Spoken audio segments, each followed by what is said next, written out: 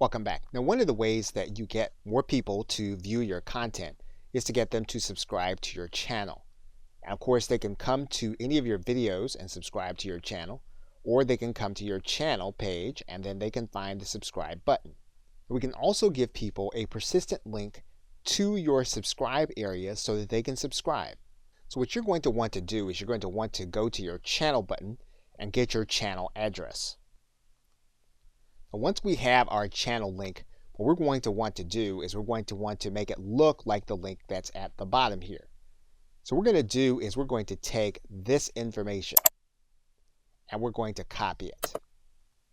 And then what we're going to do is we're going to put it at the end of the backslash on our channel.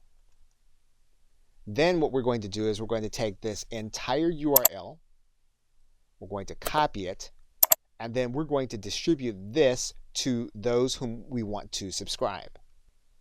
And so once they get this URL, they put it into their browser, and then when they click the link, what's going to happen is they're going to be brought to this page, and then they're going to be asked to confirm their channel subscription. In this video, I'm going to show you how to create, and they'll then be able to confirm.